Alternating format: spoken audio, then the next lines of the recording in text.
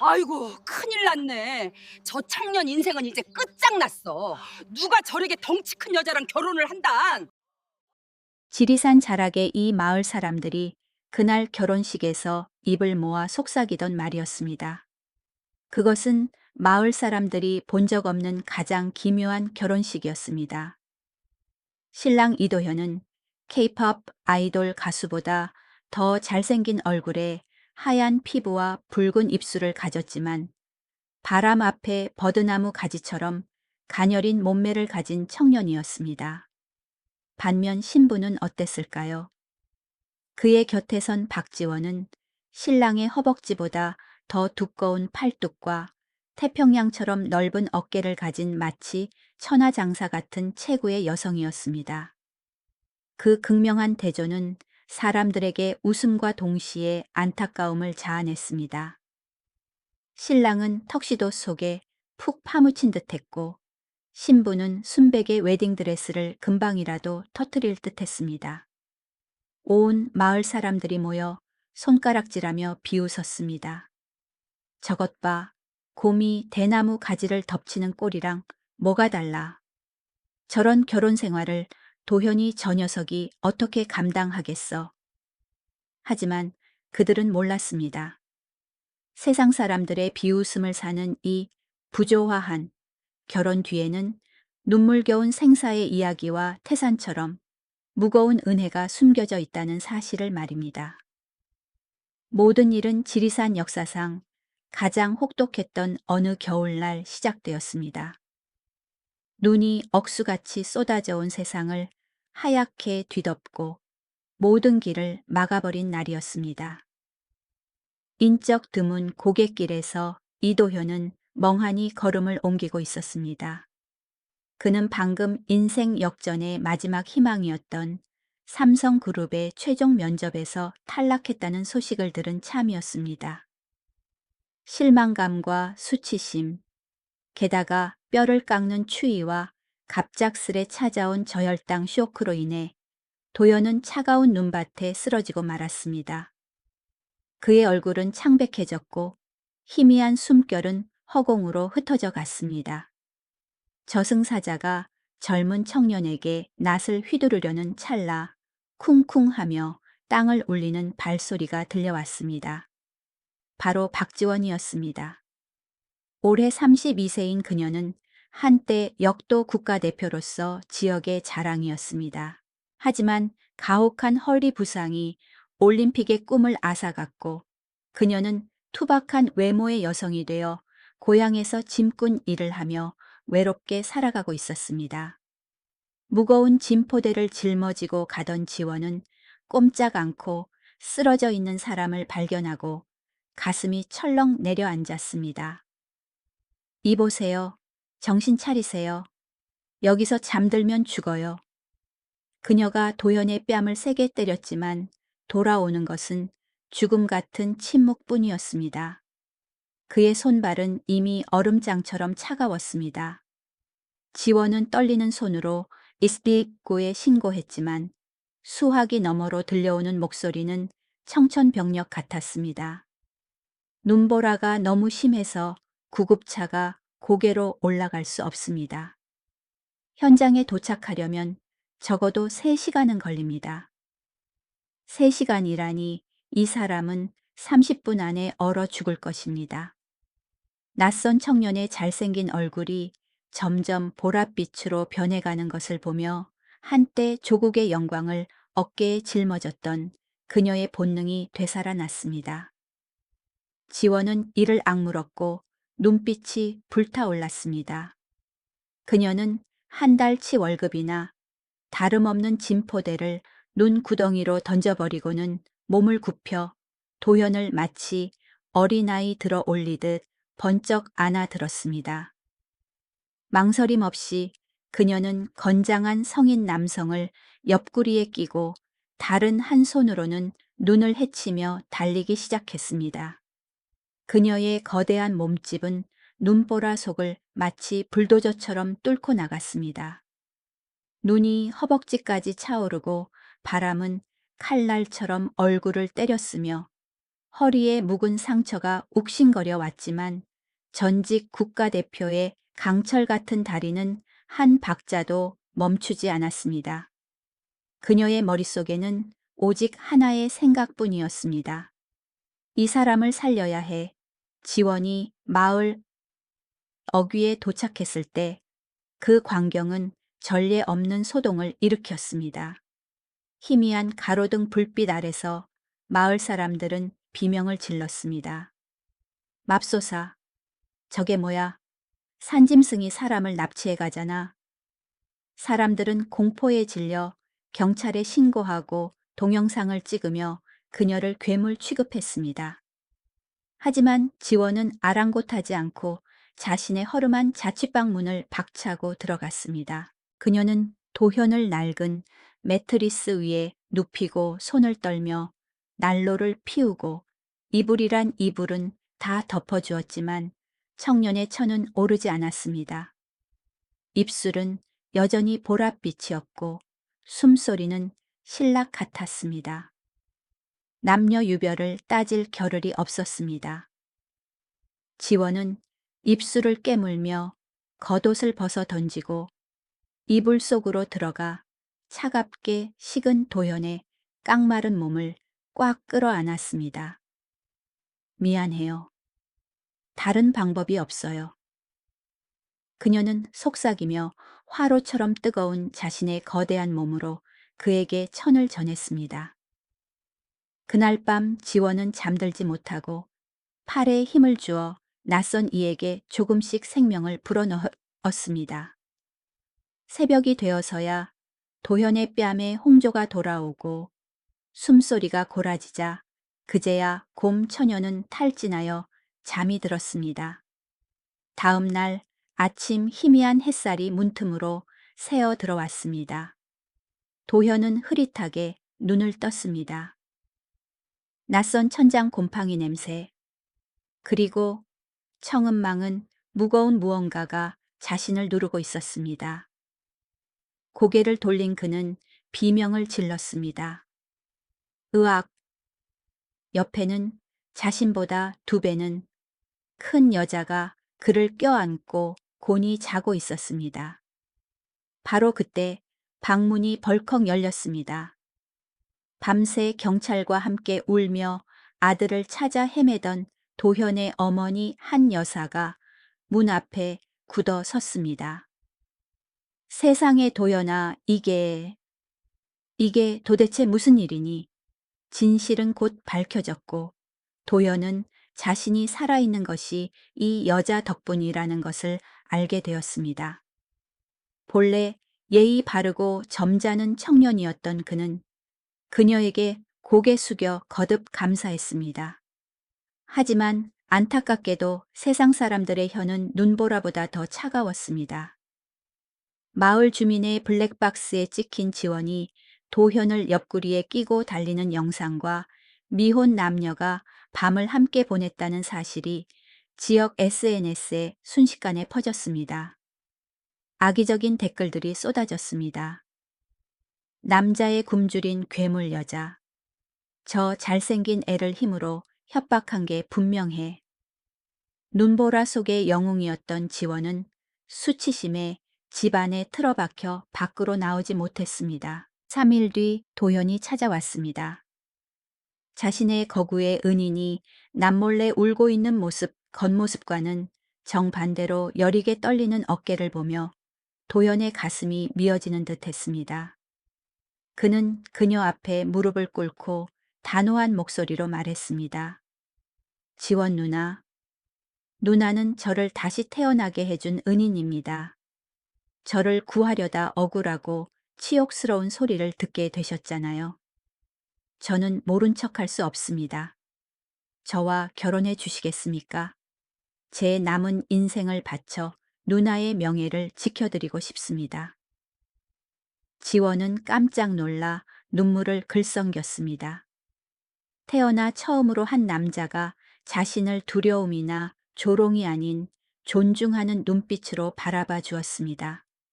그렇게 마을 사람들의 비웃음 속에서 조촐한 결혼식이 열렸습니다. 하지만 가장 놀라운 반전은 시어머니인 한 여사에게서 나왔습니다. 거인 며느리를 싫어할 것 같았던 그녀였지만 전혀 그렇지 않았습니다. 한 번은 시장에서 이웃 아주머니들이 수군거리는 소리를 들었습니다. 한 여사네는 복도 지질이 없지 곰 같은 며느리를 들였으니 쌀독이 남아나질 않겠네. 그 말을 들은 한 여사는 채소 바구니를 바닥에 내동댕이 치고 허리춤에 손을 얹으며 소리쳤습니다. 이 여편네들이 입 닥치지 못해 우리 집이 댁들 쌀 한 톨이라도 축냈수. 내 며느리 덩치가 크면 우리 집 복도 저 지리산만큼 큰 거야. 내 아들 목숨 살린 은인이고 우리 집의 금이고 옥이야. 누구든 내 며느리 욕하는 년 있으면 내가 가만 안 둬. 그녀의 호통에 시장은 쥐 죽은 듯 조용해졌고 시어머니 등 뒤에 숨어 있던 지원은 난생 처음으로 진정한 가족의 따뜻함을 느꼈습니다. 하지만 행복은 오래가지 못했습니다. 진짜 시련은 이제부터였습니다. 어느 우울한 오후 반짝이는 검은 승용차 한 대가 집 앞에 멈춰 섰습니다. 차에서 내린 것은 부산 지역에서 가장 악랄하기로 소문난 사채업자이자 땅 투기꾼인 최 회장이었습니다. 그는 도현에 돌아가신 아버지가 남긴 낡은 차용증을 흔들어 댔습니다. 이 땅이 곧 신도시로 개발될 거야. 잘 들어 집이랑 땅을 넘기면 빚은 없던 걸로 해주지. 그렇지 않으면 그는 손으로 목을 긋는 신용을 하며 칼날 같은 눈빛을 보냈습니다. 도현은 절망했습니다. 빚이 너무 컸고 이자의 이자가 불어 더 이상 선택의 여지가 없었습니다. 최 회장은 울산 지역에 가족이 살 수 있는 다른 땅과 집을 마련해 주겠다고 약속했습니다. 눈물을 머금고 도현은 집 포기 각서에 서명하며 정든 고향을 떠났습니다. 하지만 인생은 호락호락하지 않았습니다. 그것은 완벽한 사기극이었습니다. 가족이 울산 외곽의 새 주소지에 도착했을 때 한 여사는 그 자리에서 기절하고 말았습니다. 그들이 받은 땅은 평화로운 주택가가 아니라 도시 쓰레기 매립장 바로 옆에 붙은 폐선박 수리소였습니다. 악취가 진동하고 녹슨 고철이 산더미처럼 쌓여 있었으며 발 밑에는 쥐들이 들끓었습니다. 집이라고 약속했던 곳은 사방에서 바람이 새어 들어오는 낡아빠진 컨테이너 박스였습니다. 그 사이 고향에서는 최 회장이 그들의 옛 집터에 쇼핑몰 착공식을 하며 희희낙낙하고 있었습니다. 도현은 더러운 바닥에 주저앉아 절망감에 울부짖었습니다. 어머니와 아내를 지키지 못한 자신이 너무나 무능하게 느껴졌습니다. 그러나 비통함이 감도는 그 순간 크고 거칠지만 따뜻한 손이 그의 어깨에 닿았습니다. 지원이었습니다. 그녀는 울지 않았습니다. 그녀의 눈은 그날 밤 홀로 눈보라를 뚫고 달릴 때처럼 비상한 의지로 빛나고 있었습니다. 지원은 소매를 걷어붙여 단단한 팔뚝을 드러내고는 큰 쇠파이프를 집어 던졌습니다. 쨍그랑하는 금소금이 황량한 쓰레기장을 울렸습니다. 그녀는 뒤를 돌아보며 남편과 시어머니에게 미소 지었습니다. 왜 울고 있어요? 운다고 밥이 나와요. 나 운동선수였던 거 잊었어요. 내 힘이면 이 세상도 들어 올릴 수 있어요. 여기. 그녀는 쓰레기 더미를 가리켰습니다. 여기가 우리 집이 될 거예요. 우리가 함께 있기만 하면 쓰레기장에서도 꽃은 펴요. 내가 이곳을 황금 단지로 만들 테니까 나 믿죠. 우울한 저녁 하늘 아래 우뚝 선 지원의 거대한 실루엣은 나약한 남편과 늙은 노모를 지키는 그 무엇도 무너뜨릴 수 없는 든든한 산과 같았습니다. 그리고 이 폐기물 처리장에서 곰 처녀와 선비 청년의 인생 역전 드라마는 이제 막 시작되고 있었습니다. 쓰레기장 한복판에서 외친 지원의 호언장담은 빈말이 아니었습니다. 바로 그날 밤 남편과 시어머니가 외풍심한 컨테이너에서 지쳐 잠든 사이 지원은 자신만의 전쟁을 시작했습니다. 꼬박 48시간 동안 잠 한숨 자지 않은 채 들리는 것이라곤 금속이 부딪히는 소리와 그녀의 거친 숨소리뿐이었습니다. 한때 엄청난 무게의 역기를 들어 올리던 팔은 이제 콘크리트 덩어리를 치우고 수년간 방치된 수십 트럭 분량의 쓰레기를 치우는 데 쓰였습니다. 폐선박 공장의 가장 구석진 곳을 파헤치던 중 지원은 메마른 땅을 발견했습니다. 그곳에는 버려진 무들이 울산 바다에 살을 애는 바람을 맞으며 말라 비틀어져 죽어가고 있었습니다. 쪼그라든 물을 손에 든 그녀는 눈시울을 붉혔습니다. 너도 지금 우리 가족 신세랑 똑같구나. 버려지고 간신히 숨만 붙어 있고. 하지만 내가 널 살릴 거야. 그리고 네가 우리 가족을 살려줘. 피가 날 정도로 일하는 아내를 보며 도연은 가슴이 찢어지는 듯 했지만 동시에 정신이 번쩍 들었습니다. 그는 눈물을 닦으며 맹세했습니다.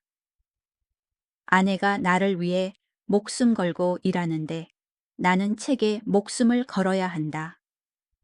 그날부터 바닷바람에 덜컹거리는 컨테이너 안에서 도현의 책상 스탠드는 꺼지지 않았습니다. 그는 정의를 되찾기 위해 한국에서 가장 혹독하다는 사법시험에 합격하기로 결심했습니다. 지원은 사람들이 무서워하는 짭짤하고 매서운 항구의 바닷바람을 이용해 무청을 말렸습니다.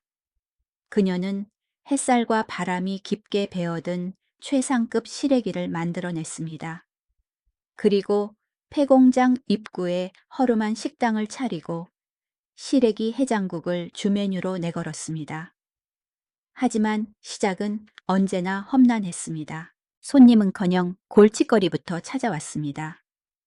깐깐하고 원칙주의자로 유명한 지역 경찰 김순경이 험악한 표정으로 들이닥쳤습니다. 누가 여기서 장사하라고 했습니까? 불법 개조의 위생법 위반입니다. 당장 철거하지 않으면 수갑 채웁니다. 한 여사는 겁에 질려 몸을 떨었지만 지원은 태연했습니다. 그녀는 펄펄 끓는 뚝배기에 국을 담았습니다.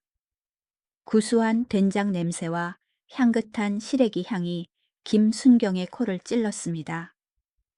김순경님 추운 날씨에 순찰하시느라 시장하시죠. 벌금은 벌금이고 우선 이 국 한 그릇 드시고 속부터 푸세요. 드시고 나서 잡아가셔도 늦지 않잖아요. 김순경은 군침을 삼켰습니다. 그 구수한 냄새는 고향에 계신 돌아가신 어머니를 떠올리게 했습니다. 그는 마지못해 자리에 앉아 국물을 한 숟가락 떴습니다. 사골 육수의 깔끔한 맛, 시래기의 고소하고 쫄깃한 식감, 그리고 고춧가루의 칼칼함이 어우러져 모든 감각을 사로잡았습니다. 김순경은 국물 한 방울까지 싹 비우고는 이마에 땀을 닦으며 혀를 찼습니다. 이번만 경고로 끝냅니다. 내일 또 검사하러 올 겁니다. 국 맛이 오늘이랑 똑같은지 보러 그렇게 단속하러 왔던 김순경은 단골이 되었고 식당을 행정적인 문제로부터 보호해주는 방패막이가 되었습니다. 음식 맛은 일품이었지만 너무 외진 위치와 여주인의 험상궂은 천하장사, 외모 때문에 지나가던 손님들은 선뜻 들어오지 못했습니다. 팔이 날리는 국솥을 보며 지원은 대담한 도박을 걸기로 했습니다. 어느 날 점심 그녀는 국도로 뛰쳐나가 양팔을 벌려 대형 화물 트럭을 막아섰습니다. 끼익 하는 날카로운 브레이크 소리가 났습니다. 기사는 창문을 열고 욕설을 퍼부었습니다. 지원은 대꾸도 없이 기사의 손에 뜨끈한 도시락과 꼼꼼히 포장된 시래기, 국을 쥐어주었습니다. 아저씨, 운전하시느라 고생 많으시죠? 제가 대접하는 거니 한번 드셔보세요. 맛없으면 돈 2배로 물어드리고 맛있으면 소문 좀 내주세요. 기사는 황당해하며 버리려 했지만 배가 너무 고팠습니다.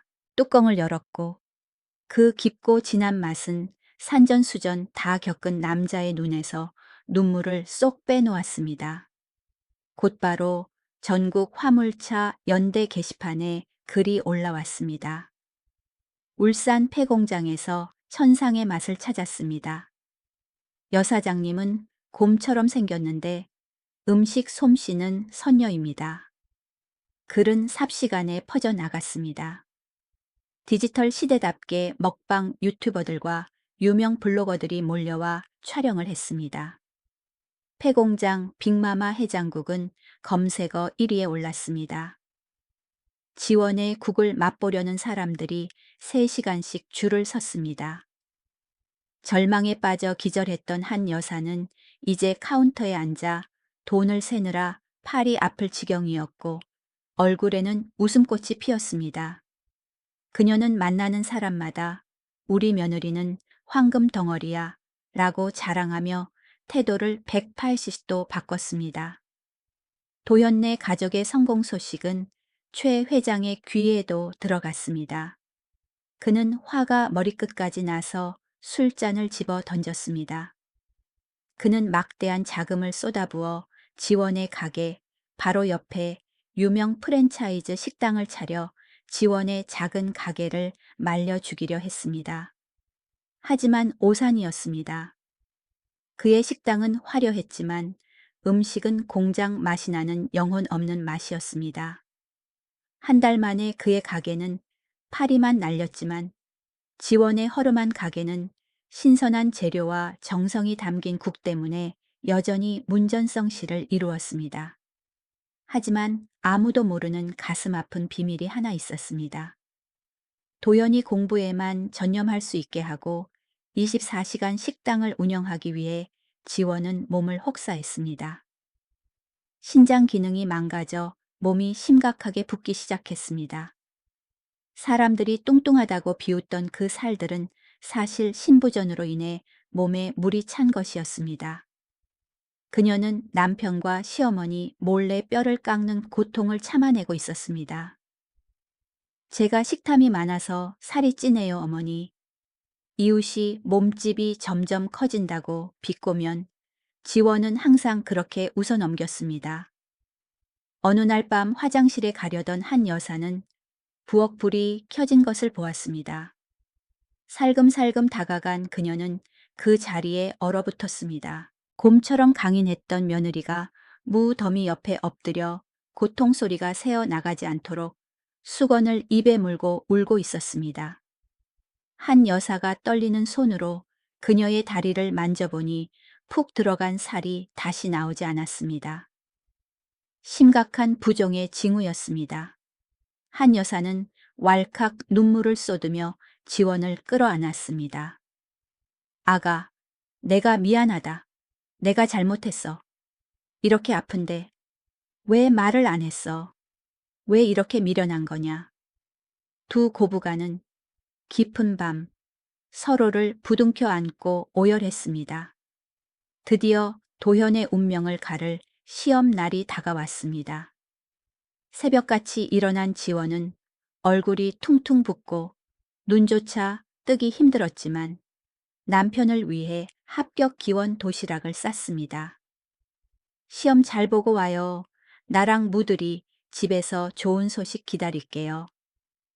그녀는 억지 미소를 지으며 도시락을 건넸습니다. 시험에 대한 압박감 때문에 도현은 아내의 안색이 비정상적으로 창백하다는 것을 눈치채지 못했습니다. 그는 가족의 인생 역전이라는 희망을 품고 발걸음을 옮겼습니다. 남편의 뒷모습이 사라지자마자 지원은 차가운 바닥에 쓰러졌습니다. 하지만 쉴 수 없었습니다. 그녀는 간신히 일어나 벽을 짚고 가게 문을 열었습니다. 와장창. 유리문이 산산조각 났습니다. 문신을 한 건장한 청년들이 야구 방망이를 들고 들이닥쳤습니다. 우두머리는 항구 지역의 악명 높은 깡패 강준이었습니다. 사장님, 장사 좀 된다면서 왜 보호비 자릿세를 안 내 조용히 살고 싶어? 아니면 가게 박살 내줄까? 손님들은 겁에 질려 도망쳤습니다. 한 여사는 카운터 뒤에 숨어 떨고 있었습니다. 지원은 고열에 시달리면서도 시어머니 앞을 막아섰습니다. 거친 숨을 몰아쉬며 그녀는 강준을 노려보았습니다. 당신들이 원하는 게 뭐야? 돈이야. 목숨이야. 여길 쑥대밭으로 만들어 강준이 명령했습니다. 부하 3명이 달려들었습니다. 하지만 상대를 잘못 골랐습니다. 전직 국가대표의 본능이 되살아나 지원은 날렵하게 공격을 피하고 유도 기술로 놈들을 하나씩 바닥에 매다 꽂았습니다. 쿵쿵. 하지만 몸 상태가 너무 나빴던 탓에 마지막 기술을 건 뒤 그녀는 휘청거리며 쓰러질 뻔했습니다. 부하들이 아픈 여자에게 당하는 꼴을 본 강주는 격분하여 방망이를 휘두르며 달려들었습니다. 멈춰. 지원이 소리쳤습니다. 하지만 위협하는 소리가 아니었습니다. 그녀는 펄펄 끓는 국솥을 가리켰습니다. 싸움은 이만하면 됐어. 너희들 얼굴 꼴을 보니 아침부터 아무것도 못 먹었지. 여기 앉아. 깡패들은 어안이 벙벙했습니다. 이 여주인이 미친 건가 방금 싸워놓고 밥을 준다고. 지원은 고기와 시래기가 듬뿍 담긴 뜨거운 국을 퍼서 탁자에 쾅 내려놓았습니다. 먹어 뜨거울 때 먹어 가게를 부수려거든.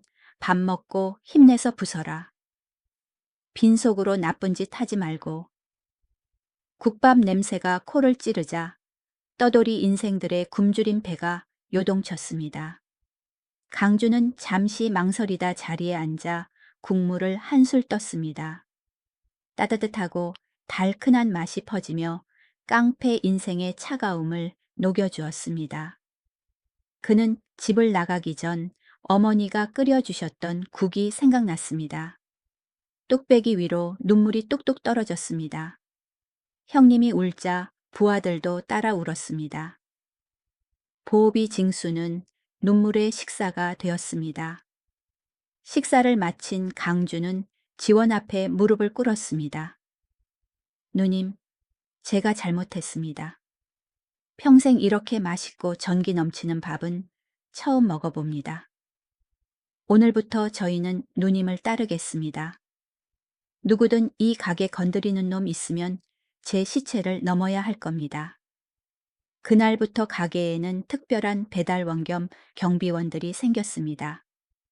문신은 했지만 순한 양 같은 청년들이었죠. 그리고 강준의 입에서 충격적인 진실이 밝혀졌습니다. 그가 심각한 표정으로 지원에게 귓속말했습니다. 누님, 사실 오늘 돈 받으러 온 것만이 아닙니다. 최 회장 그 늙은이가 오늘 밤 가게에 불을 지르라고 5천만 원을 줬어요. 누님, 가족의 씨를 말리겠다고요. 지원은 주먹을 꽉 쥐었습니다. 눈에는 분노와 함께 치밀한 계산이 스쳤습니다. 그녀는 강준을 보며 고개를 끄덕였습니다. 좋아, 그자가 놀고 싶다면 끝까지 놀아주지. 강준 나랑 같이 그 영감 무너뜨릴 자신 있어. 누님 말씀만 따르겠습니다. 작은 부엌, 안 시래기 국냄새 사이로 사회 밑바닥 인생들의 강력한 방역을 위한 비밀스러운 계획이 세워지기 시작했습니다. 그해 겨울은 유난히 길었습니다. 사법시험 합격자 발표 날 이 씨 가족과 해변 마을, 빈민가 사람들이 숨죽여 기다리던 그날이 드디어 왔습니다. 하지만 안타깝게도 그 긴 합격자 명단 어디에도 이도연이라는 이름은 없었습니다. 비보는 청천벽력 같았습니다. 한 여사는 그 자리에서 졸도했습니다. 그리고 유일한 희망이었던 도연은 흔적도 없이 사라졌습니다. 3일 후 어촌 마을 사람들은 익숙한 인형이 절뚝거리며 돌아오는 것을 보았습니다. 하지만 그건 예전의 단정한 선비 청년이 아니었습니다. 눈앞에 나타난 건 수염이 덥수룩하고 악취가 진동하는 누더기를 걸친 채 초점 없는 눈으로 해벌쭉 웃고 있는 남자였습니다. 도연은 미쳐버린 것이었습니다. 시험에 대한 엄청난 압박감, 막대한 빚 가족의 기대가 그의 정신을 산산조각 낸 것입니다. 적어도 모든 사람은 그렇게 생각했습니다. 동네 아이들이 돌을 던지며 놀려댔습니다. 얼레리 꼴레리 미치광이 변호사 왔다. 지원은 상처 입은 짐승처럼 뛰쳐나가 아이들을 밀쳐내고 떨고 있는 남편을 끌어안았습니다. 그녀는 울지도 묻지도 않았습니다. 그녀는 그를 욕실로 데려가 따뜻한 물을 틀고 앙상한 남편의 몸에 묻은 오물을 부드럽게 씻겨 주었습니다. 괜찮아요, 여보. 변호사 안 해도 돼요. 여기서 나랑 국 팔아요. 내가 평생 먹여 살릴게. 당신 힘들었잖아요. 이제 쉬어요. 그녀의 뜨거운 눈물이 차가운 물줄기에 섞여 흘러내리며 가장의 수치심을 씻어내렸습니다. 도연이 미쳤다는 소식에 최 회장은 쾌재를 불렀습니다. 그는 차를 몰고 가게 앞까지 와서 창문을 내리고 도연의 발치에 흙먼지 묻은 지폐 뭉치를 던졌습니다. 으하하하, 꼴 좀 봐라. 이게 법조계 천재라고. 이제 그냥 미친 개일 뿐이야.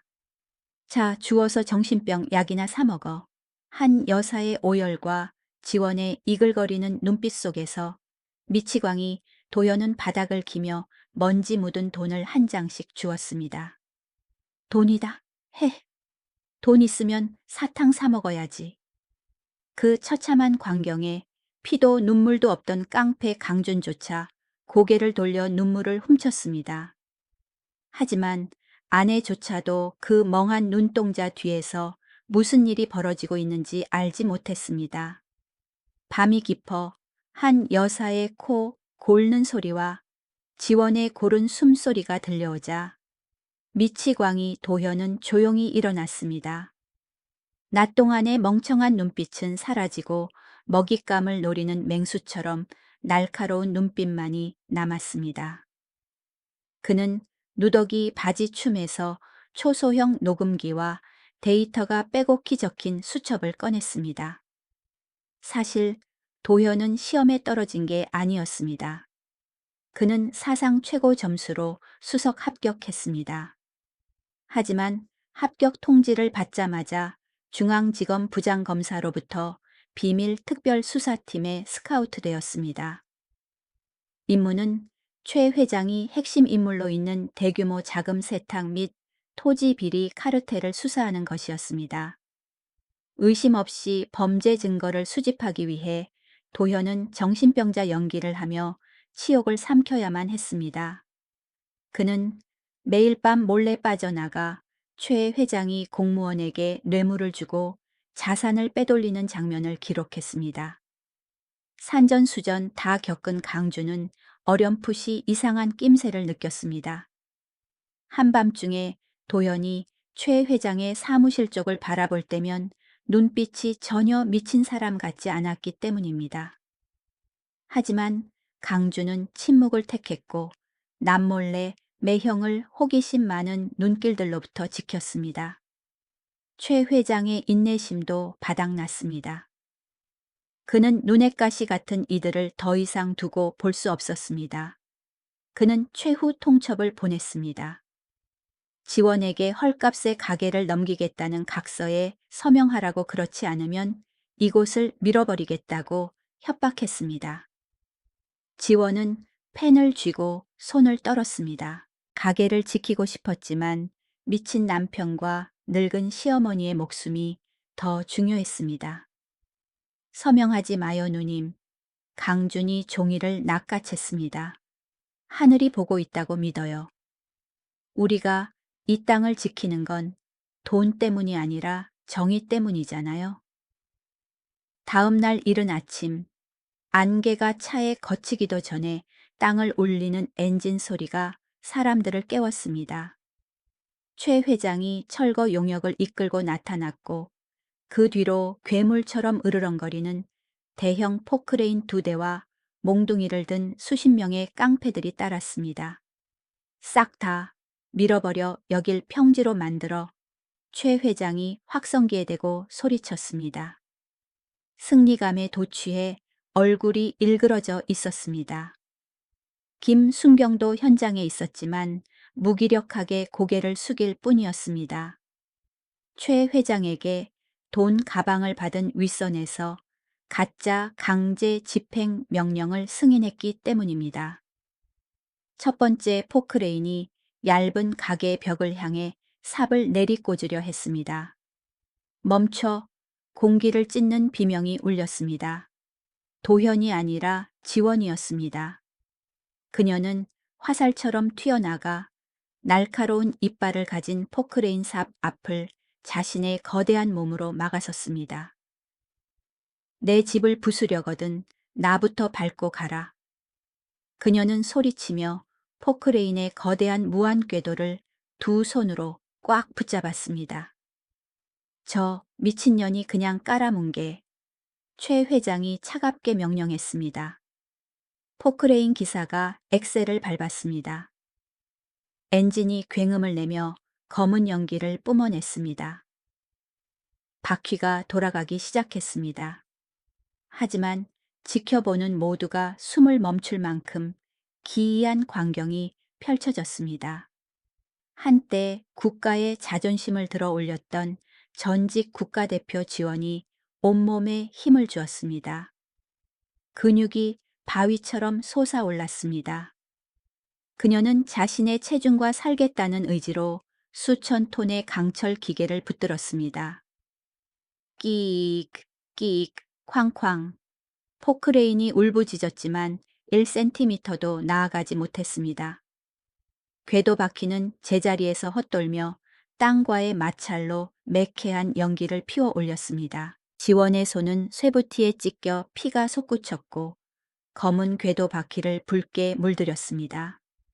피와 진흙이 뒤섞였지만 그녀의 눈빛은 흔들림 없이 불타올랐습니다. 지원아 아가, 그거 놔라. 너 죽는다. 한 여사가 울부짖으며 며느리를 끌어내려 달려들었지만 최 회장이 발길질로 그녀를 걷어찼습니다. 한 여사는 머리를 부딪히며 기절했습니다. 아내가 피를 흘리고 가족을 지키려 두 손이 으깨지는 모습, 늙은 어머니가 차가운 땅에 쓰러진 모습을 본 순간 도현의 이성을 붙들고 있던 마지막 끈이 끊어졌습니다. 컨테이너 구석 어둠 속에 숨어있던 거지가 천천히 고개를 들었습니다. 공허하고 멍청했던 눈빛은 완전히 사라졌습니다. 대신 정의를 집행하는 자의 살기와 위엄이 가득 찼습니다. 도현은 누더기 주머니에서 검은 휴대폰을 꺼냈습니다. 그는 더 이상 떨지 않았습니다. 그의 손가락이 화면의 붉은 버튼을 힘주어 눌렀습니다. 3초 후 사방에서 특수 사이렌 소리가 울려 퍼지며 혼란스러운 공기를 갈랐습니다. 심판의 시간이 왔음을 알리는 신호였습니다. 그 소리는 새벽 안개를 찢고 항구 전체를 뒤흔들었습니다. 사방팔방에서 정부 번호판을 단 검은 관용차들이 폭풍처럼 몰려와 폐허가 된 현장을 포위했습니다. 정장을 입고 무정의를 낀 수십 명의 수사관들이 차에서 내려 신속하게 최 회장의 깡패들을 제압했습니다. 그 화려한 차들의 포위망 한가운데서 거지 이도현이 천천히 몸을 일으켰습니다. 그는 며칠간 입고 있던 더럽고 냄새나는 누더기 점퍼를 벗어 바닥에 힘껏 내동댕이 쳤습니다. 그 껍데기 안에는 잘 재단된 반듯한 정장이 있었고 왼쪽 가슴에는 차갑지만 위험 있게 빛나는 검사 배지가 달려 있었습니다. 도현은 입을 떡 벌리고 경악하는 군중을 지나 확성기를 떨어뜨리고 사시나무 떨듯 떨고 있는 최 회장에게 성큼성큼 다가갔습니다. 도현은 공무원증과 붉은 도장이 찍힌 체포 영장을 높이 들어 올렸습니다. 최 회장 게임 끝났다. 나는 중앙지검 특수부 검사 이도현이다. 당신을 굳고 횡령 뇌물수수 그리고 살인 미수 혐의로 긴급 체포한다. 현장이 술렁였습니다. 동시에 지휘 차량의 대형 화면에는 증거 영상들이 재생되었습니다. 최 회장이 돈 가방을 건네는 장면, 도현이 목숨 걸고 수집한 검은 거래 장부들이 세상에 공개되었습니다. 옆에 있던 김순경은 식은 땀을 비오듯 흘리며 안도의 한숨을 내쉬었고 즉시 수갑을 꺼내 부산 지역 최고의 권력자였던 최 회장의 손목을 채웠습니다. 이거 놔 내가 누군지 알아. 난 이 지역의 왕이야. 끌려가며 최 회장이 절규했습니다. 왕이라도 대한민국 법 아래에 있다. 도현이 단호하게 일갈했습니다. 마을 사람들과 가난한 노동자들의 박수 소리가 하나둘 들리더니 이내 천둥처럼 울려 퍼졌습니다. 하지만 도현은 환호성 따위는 안중에도 없었습니다. 그는 뒤를 돌아 포크레인 쪽으로 달려갔습니다. 지원아 여보. 그는 비틀거리는 거구의 아내를 부축했습니다. 궤도 바퀴를 잡느라 찢어지고 피투성이가 된 그녀의 두 손을 잡고 무릎을 꿇었습니다. 강철 같은 남자의 눈에서 눈물이 뚝뚝 떨어져 그녀의 상처를 적셨습니다. 미안해. 너무 늦게 와서 미안해. 당신을 이렇게 고생시켜서 미안해. 지원은 고통으로 얼굴이 하얗게 질렸지만 인자한 미소를 지으며 피 묻은 손으로 남편의 눈물을 닦아주었습니다. 바보같이 왜 울어? 당신이 올 줄 알았어. 내 남편 최고다. 그 순간 세상 모든 것이 흐릿해지고 오직 선비 청년과 곰 처녀의 위대한 사랑만이 선명하게 남았습니다. 폭풍우가 지나가고 다시 해가 떴습니다. 세상을 떠들썩하게 한 이 사건으로 이도현은 굴복하지 않는 정의의 상징, 국민 영웅이 되었습니다. 가족은 모든 재산과 옛집, 그리고 돌아가신 아버지의 명예를 되찾았습니다. 지원은 서울 최고의 병원으로 이송되어 신장 수술과 손치료를 받았습니다. 1년의 요양 끝에 그녀는 완전히 회복되었습니다. 병 때문에 부었던 몸은 사라지고 이제 지원은 건강하고 복스러운 아름다움을 되찾았습니다. 그녀는 다시 운동선수로 돌아가는 대신 작은 식당을 대규모 사회적 식품 기업으로 키웠습니다.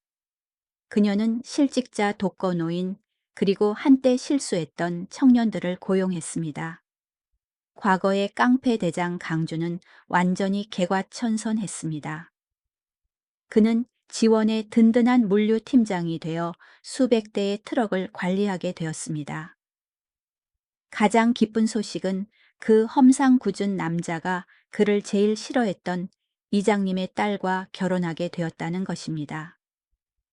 최 회장은 전 재산을 몰수당하고 빈털터리로 출소하여 노숙자가 되었습니다. 어느 비 오는 날 굶주림에 지친 그는 지원의 식당 앞까지 기어왔습니다. 감히 들어오지도 못하고 멀리서 바라만 보았습니다. 하지만 지원은 그를 보았습니다. 그녀는 그를 쫓아내는 대신 따뜻한 시래기 국 한 그릇을 내왔습니다. 용서의 국밥이었습니다. 드시고 힘내서 인생 다시 사세요. 우리 가게에 설거지할 사람이 부족한데 일하시겠어요? 국밥을 받아든 전직 악덕 회장은 어린아이처럼 펑펑 울었습니다. 사람의 정이 담긴 국물 맛이 그에게 남아있던 마지막 악한 마음까지 씻어내렸습니다. 10년 후, 이도현은 이제 가장 유력한 검찰총장 후보가 되었습니다. 박지원은 유명한 요리 연구가가 되어 방송에도 자주 출연합니다.